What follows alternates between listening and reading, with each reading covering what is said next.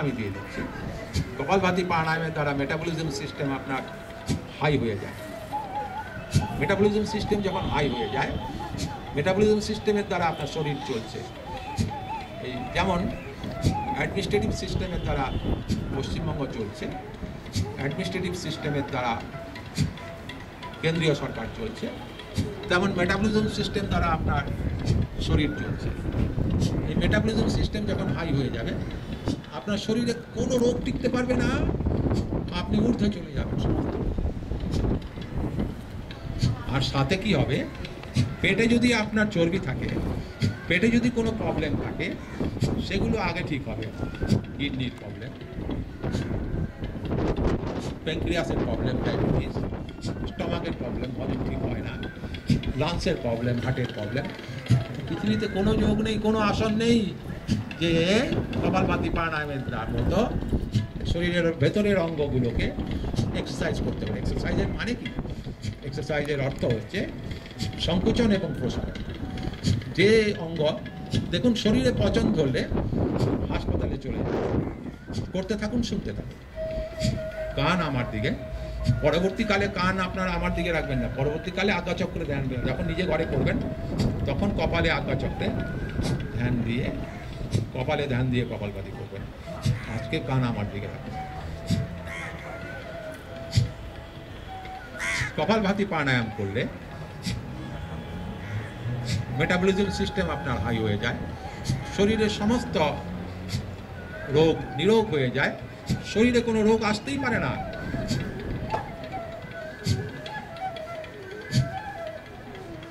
এক সেকেন্ডে এক স্ট্রোক। কপালভাতি প্রাণায়াম আপনাকে পেট, তলপেট এবং নাভি, মলদ্বার পর্যন্ত সংকুচন করতে হবে, তবে গিয়ে আপনি লাভ পাবেন। কারণ মলদ্বার হচ্ছে মূলাধার চক্র, আপনাকে মূলাধার চক্র জাগ্রত করতে হবে। 5 মিনিট যদি আপনি কপালভাতি প্রাণায়াম করেন, 5 মিনিট যদি আপনি অনুলোম বিলোম প্রাণায়াম করেন, আপনার মূলাধার চক্র জাগ্রত হতে আরম্ভ করবে। আপনার ভেতরেও রামকৃষ্ণ পরমহংসদেবের শক্তি চলে আসবে, স্বামী বিবেকানন্দের শক্তি চলে আসবে। কিছুই না, আপনাকে শুধু একটু মাজতে হবে, একটু ঘষতে হবে। আর সাথে তো পেটের চর্বি কমবেই। পেটের ভেতরে যে সমস্ত রোগগুলো, দেখুন ডাক্তারবাবুরা হাসপাতালে আপনাকে নিয়ে যাওয়ার পরে পচা জায়গাটি কেটে দেন, দিয়ে ওখানে তাজা ব্লাড সার্কুলেশন করে দেন, দিয়ে যাতে কোনো ব্যাকটেরিয়া বসতে না পারে তার একটি মলম দিয়ে দেন। বাস।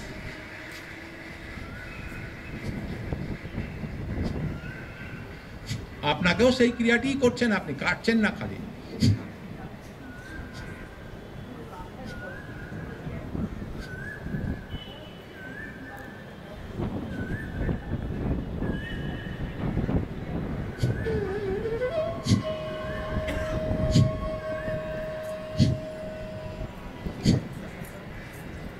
কপালভাতি প্রাণায়াম 5 মিনিট করাবো, কারণ এটা যার যেমন রোগ তাকে সেইভাবে করতে হবে, কিন্তু মিনিমাম 5 মিনিট।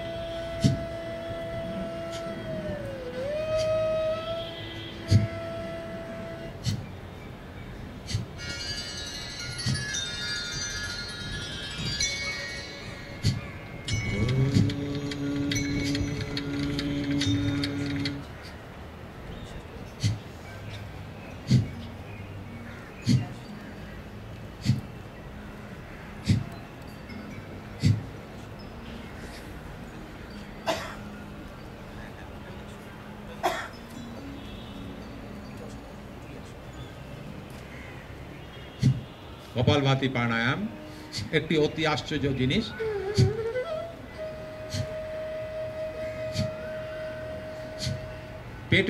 পেট মোটা যার, অনেকে মেশিন লাগান, পয়সা আছে মেশিন কিনে নিয়ে লাগিয়ে দিলেন, পেটে ভাইব্রেশন দিলেন, পেট কমলো। আর কেন ভাই মেশিন নিতে যাবেন?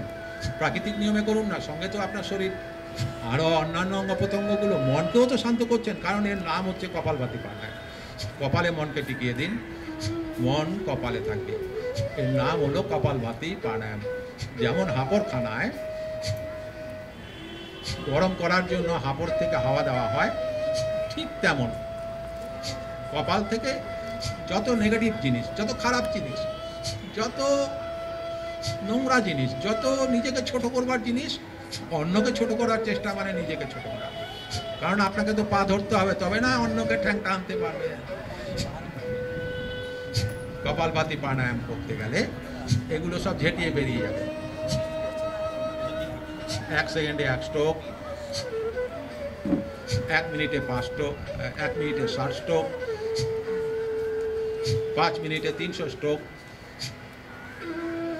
10 মিনিট করবেন মিনিমাম করে।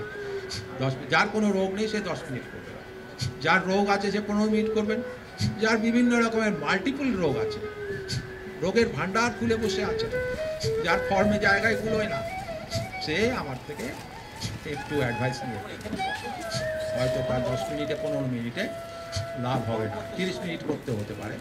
কাউকে দিনে 2 বার। যার জেনেটিক প্রবলেম, দেখুন জেনেটিক প্রবলেম তো জেনেটিক প্রবলেম ঠিক অনেক হয় না, সত্যি কথা, কিন্তু যেখানকার জেনেটিক প্রবলেম সেখানে সে রয়ে গেল। চোরটি এসছে, তাকে আমি বেঁধে এক কোনায় রেখে দিলাম, আমার বিয়ে বাড়িতে অনুষ্ঠান চলছে, বিয়ে চলছে, তখন চোরকে যদি মারা হয় তখন বিয়ে বাড়িতে ক্যাবাস হবে। আমার বোনের ছেলের বিয়েতে, আমার দিদির ছেলের বিয়েতে হয়েছিল, আমি বললাম মারিস না, রেখে বেঁধে এক কোনায় রাখ, অনুষ্ঠানটা পেল।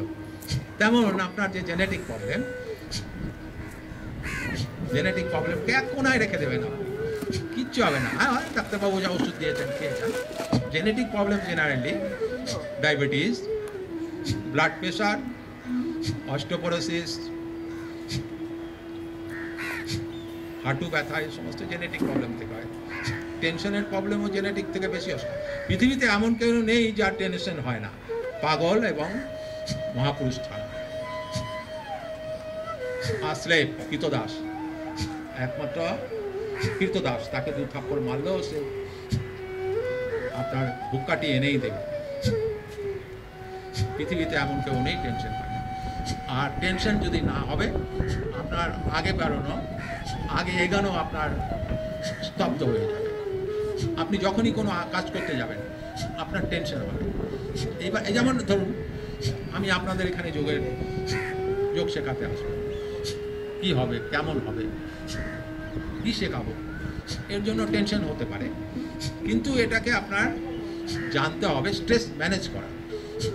স্ট্রেস কী করে ম্যানেজ হবে, আপনাকে মনে মনে ভাবতে হবে যে আমি যথেষ্ট শিখিয়ে দেবো, যা শেখাতে পারবো সবাই সন্তুষ্ট হবে। আমার ভেতরে অনেস্টি থাকতে হবে, কোনো চালাকি থাকলে হবে না। আপনাকে স্ট্রেস ম্যানেজমেন্ট জানতে হবে, তবে আপনি যে কোনো কাজ করতে পারবেন।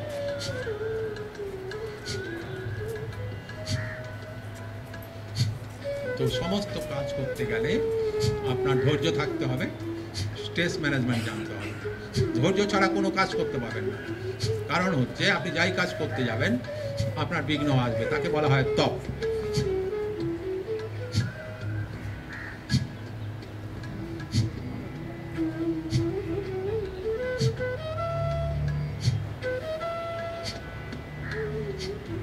আপনাদের যোগ পরিচয় দিচ্ছিলাম, ভক্তি যোগ, জ্ঞান যোগ, অষ্টাঙ্গ যোগ।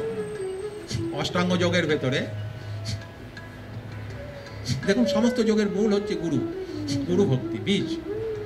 গুরু ভক্তি না থাকলে গুরুজি বলবেন, যেমন আপনাদের অনেককে আমি এখন একটু পরে আমি বলবো আয়ুর্বেদিক কিছু ঘরালু উপাচার, অনেকে বিশ্বাস করবেন না, খাবেন না।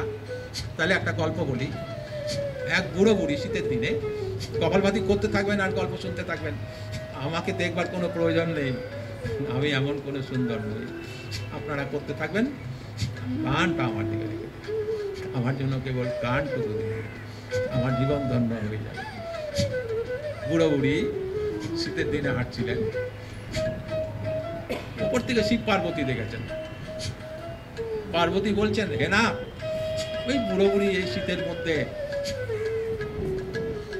হাঁটছেন, এত লোকে এত কিছু তুমি করেছ, এত কিছু দিয়েছ, অথচ এই বুড়ো বুড়ি কিছু করতে পারছেন না, এদের দাও না কেন তুমি? বলছে, দেখো এদের দিলেও কোনো লাভ নেই, কারণ হচ্ছে এরা গ্রহণ করতেই জানে না। বলছে, দিয়ে তো দেখো। বলছে, না, ওরম অবান্তর অপাত্র দিতে নেই। বলছে, হে নাথ, আমি পার্বতী বলছি, তোমার স্ত্রী, তুমি আমার এই কথাটুকু রাখবে না? বলেন তথাস্তু। দেখবেন ঠাকুর দেবতাদের সবার হাত উপরে উঠে আছে, তথাস্তু। আমি ডাকাতি করতে যাচ্ছি, হে শিব ঠাকুর, মা কালী, মা কালীর হাত ওঠা, যা ডাকাতি কর। তার পেছনে যে বক্তব্যটা, ডাকাতি করলে টেনশন হবে, যখনই ডাকাতি ভাবছো তাতে টেনশন হবে, আর এই বক্তব্যটাতেও তথাস্তু হয়ে যাচ্ছে। তো তাতে তখন টেনশনটা কি কান দিয়ে ঢোকে না নাক দিয়ে ঢোকে? টেনশনটা ভেতর থেকে তৈরি হয়।